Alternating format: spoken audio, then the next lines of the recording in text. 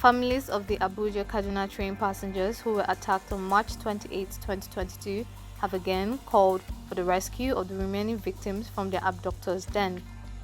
Recall that President Muhammadu Buhari on more than one occasion directed personnel of Nigeria's security and intelligence agencies to secure the release of all the abducted passengers.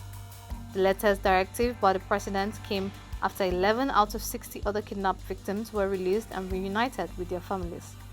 While addressing journalists on Thursday in Abuja, a family member of one of the abducted victims stressed the perceived welfare of those in captivity, given the state of those who recently returned from the abductors' camp.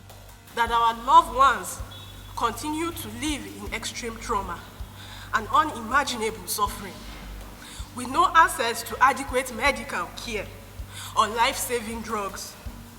Reports from those who have been released gives an appalling situation as regards access to water. There is virtually no water source, and the only accessible water was described as not fit for human consumption. Feeding the abducted train passengers is becoming more difficult for the abductors. Not only is it inadequate, but it lacks any substantive nutritional value.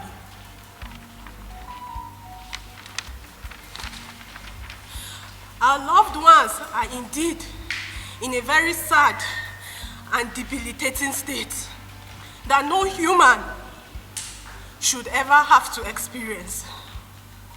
Most saddening is the lack of adequate cover from rainfall or sunshine, leaving them virtually exposed to elements resulting in severe, unhealthy consequences.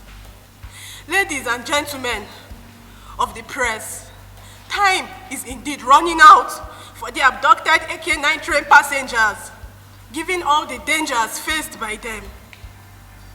We have been told of the rough nature of the terrain, especially the prevalence of dangerous snakes that pose a great challenge to them. We would like to use this medium to genuinely express our gratitude.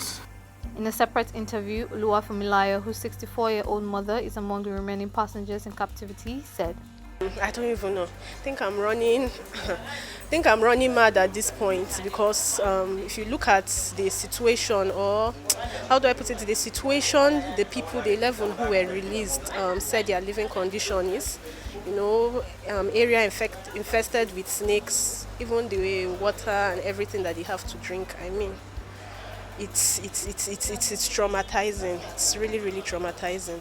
So coping has not been easy. Can just say we are barely existing. We still exist in March 28, where this event happened. Our life has been on a hold. We can't do anything. We can't think straight. We can't eat straight. Also, Idayat Yusuf, whose two sisters were among those recently released by terrorists, urged the federal government to intensify quick negotiations with the terrorists to ensure the remaining victims are released unhurt. She said, also use this medium to appeal to the service chiefs and the security agencies that are in charge of carrying out those directives to please speed up whatever it is that they're doing to make sure the remaining 50 abducted victims are returned to their family members. Because honestly, from what we heard from those that are released so far, it's nothing to even to write home about. There's serious need of urgent attention of their release. There is dire need of the government help. That citizens that they're in dire need of help to come back home to their family members. Please, we thank President Muhammadu Buhari. He has done a lot. He has done so much for the 11 people to return, but we know he can do more. He can do more than what he has done so far. And he has given directives, so we want him up to also please follow up his directives to make sure that these people come back home safely. Because these are people that are threatened with snakes all the time. Their medical health is nothing to write home about. And what we heard is very disheartening and heartbreaking. Please, we are once again calling the president to speed up action.